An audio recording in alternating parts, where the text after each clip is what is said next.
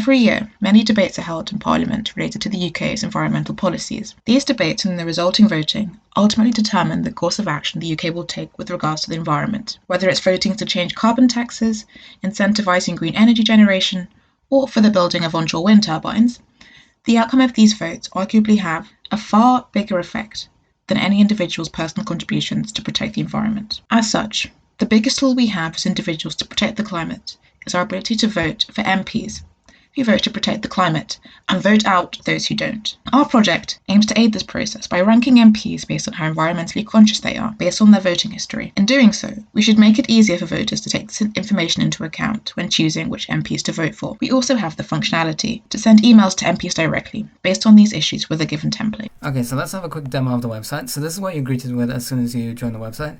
And of course, you can search for an MP here. So let's try, I don't know, Debbie Abrahams, right? And so you've got their rank there, their name, their party, their constituency, and an overall score that we've calculated for them. And if you go ahead and click on them, you get a more detailed breakdown of what they voted for and their respective scores for each of these policies.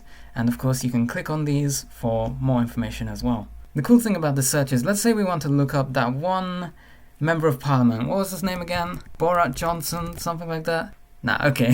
Boris Johnson is what I meant, obviously. But the cool thing about the search is, even if you make a couple of typos like this, it's okay. We know what you mean. As for the technologies used for the front end, it was HTML and CSS on top of Flask plus Ginger. And what you're seeing right now is some screenshots showing a time-lapse of sorts of the development process of the front end. If you want to contact your MP, because maybe their score is quite low, you can search them up. You can click their email.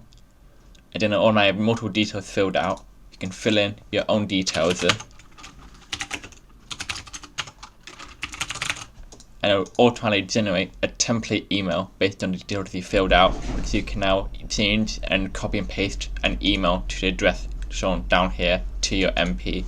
The backend has two main parts: a web server written in Flask and Python code to fetch and cache all the data about MPs. The data fetching works by web scraping and querying multiple APIs.